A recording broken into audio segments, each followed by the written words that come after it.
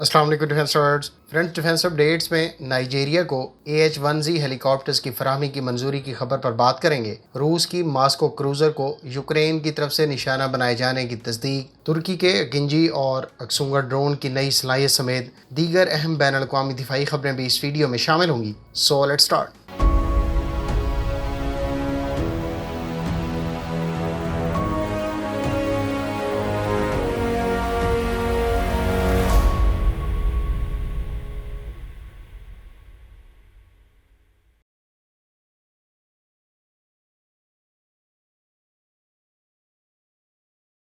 अमरीकी इंतज़ामिया ने नाइजीरिया को बेल कंपनी के तैयार करदा AH-1Z हेलीकॉप्टर की फ़रोख्त की मंजूरी दे दी है। डिफेंस सिक्योरिटी एजेंसी ने कांग्रेस को गुज़श्ता रोज़ 12 AH-1Z हेलीकॉप्टर्स की फ़रोख्त से मुतालिक नोटिफाई किया है। $997 मिलियन के इस प्रोग्राम के तहत नाइजीरिया को 1 दर्जन AH-1Z हेलीकॉप्टर्स के अलावा 2000 एडवांस प्रिसीशन किल वेपन सिस्टम भी फराहम किए जाएंगे। ताहम नाइजीरिया को दिए जाने वाले AH-1Z हेलीकॉप्टर हेलफायर मिसाइल से इक्विप्ड नहीं होंगे। अमरीकी हुकूमत की तरफ से कहा गया है कि इन हेलीकॉप्टर्स की फराहमी नाइजीरिया की सिक्योरिटी में अहम किरदार अदा करेगी।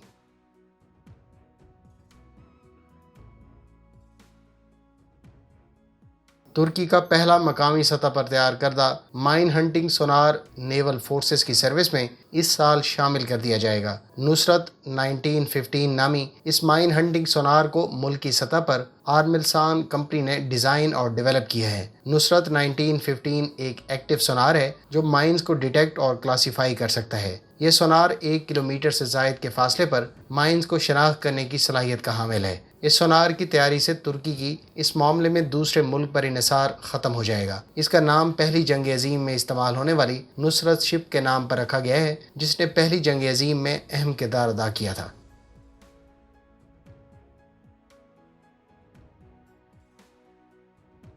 पेंटागन ने एरोवायरमेंट को $19 मिलियन का कॉन्ट्रैक्ट अवार्ड किया है। कॉन्ट्रैक्ट के तहत कंपनी $19 मिलियन की मालियत के IQ-20 Puma hand launch unmanned aerial vehicle Ukraine को फराहम करेगी। इस कॉन्ट्रैक्ट में इन UAVs की एग्जैक्ट तादाद नहीं बताई गई। इन एरियल व्हीकल्स की डिलीवरी 30 मई तक यकीनी बनाई जानी है, जबकि कॉन्ट्रैक्ट में कंपनी की तरफ से लॉजिस्टिक्स सपोर्ट और ट्रेनिंग भी यूक्रेनी ऑफिशियल्स को प्रोवाइड की जानी है। वाज़ेह है कि इस ड्रोन को इलेक्ट्रो ऑप्टिकल और इंफ्रारेड कैमरा से इक्विप किया गया है और इससे आमतौर पर सर्वेलेंस और रिकॉनेसेंस का काम सर अंजाम दिया जाता है। ये सिस्टम इस वक्त अमरीका, मिस्र और कनाडा के अलावा कई नेटो ममालिक की सर्विस में मौजूद है।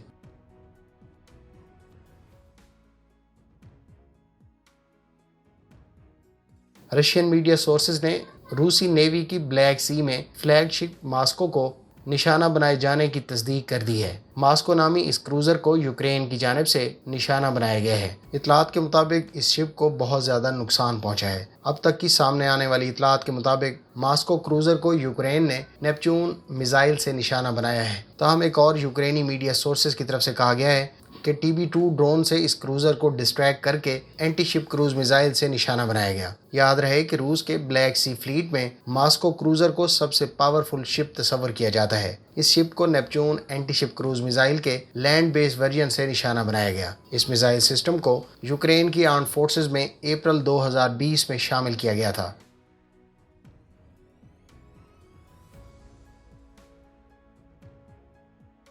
तुर्क मीडिया सोर्सेज के मुताबिक तुर्की के एक्सुंगा ड्रोन से MML air to ground munition को कामयाबी से टेस्ट फायर किया गया है। वाज़ेह है कि इससे पहले एक्सुंगा ड्रोन को 12 MML air to ground guided munition से लैस करके फ्लाई किया गया था। इससे पहले एक्सुंगा ड्रोन से तेबर गाइडेंस किट से लैस MK-82 बॉम्ब्स को भी टेस्ट फायर किया जा चुका है। तुर्क एरोस्पेस इंडस्ट्रीज के तैयार करदा 5 एक्सुंगा ड्रोन्स इस वक्त तुर्क आर्म फोर्सेस की सर्विस में सर्व कर रहे हैं। ये ड्रोन 40,000 फुट की बुलंदी और 40 घंटों तक फिजा में परवाज कर सकता है।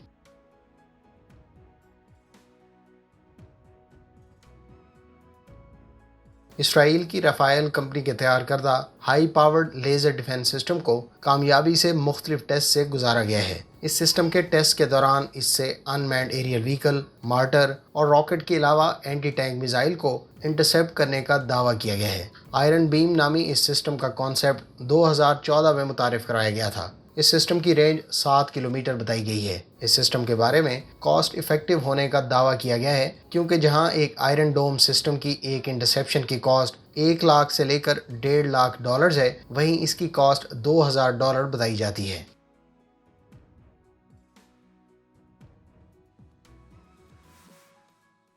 اکینجی ڈرون کے بی ورژن کو پہلی مرتبہ 40,000 فٹ سے زائد کی بلندی پر پرواز کر کے ٹیسٹ کیا گیا ہے۔ واضح رہے کہ اکینجی بی کو بنیادی طور پر 750 ہارس پاور ایچ جنریٹ کرنے والے 2 انجن سے پاورڈ کیا گیا ہے۔ ممکنہ طور پر اسی اکینجی بی ڈرون سے متعلق 2 ممالک کے ساتھ ترک کمپنی نے کانٹریکٹ سائن کیا ہے، جس میں سے ایک ملک پاکستان ہے۔ ترک کمپنی بیکر کے آفیشلز کے مطابق اکینجی کے سی ورژن کو بہت جلد 950 ہارس پاور جنریٹ کرنے والے انجن سے پاورڈ کرنے کے بعد ٹیسٹ کیا جائے گا۔ یوں اکینجی کے بی ورژن کے انجن کی ٹوٹل پاور 1500 اور سی کی 1900 ہارس پاور ہوگی۔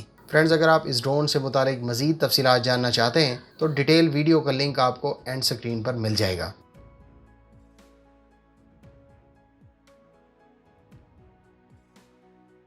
انڈونیشیا اور امریکہ کے درمیان ہر سال منعقد ہونے والی 2 طرفہ فوجی مشقوں میں 14 ممالک نے شرکت کا اعلان کیا ہے۔ میڈیا سورسز کے مطابق انڈونیشیا کی فوج کے جاری کردہ بیان میں کہا گیا ہے کہ 1 اگست سے 14 اگست کی تاریخوں میں متوقع گرودا شیلڈ 2022 فوجی مشقوں میں برطانیہ، آسٹریلیا، جاپان، ملائیشیا، سنگاپور اور کینیڈا سمیت 14 ممالک شرکت کریں گے۔ بیان کے مطابق ہر سال منعقد ہونے والی یہ 2 طرفہ مشقیں رواں سال 14 ممالک کی شرکت سے منعقد ہوں گی۔ مشقوں میں فائرنگ، اسپیشل آپریشن اور ایویشن جیسے موضوعات پر توجہ دی جائے گی۔ مشقوں میں شامل ممالک کتنے فوجیوں کے ساتھ شرکت کریں گے، اس بارے میں ابھی کوئی معلومات فراہم نہیں کی گئی۔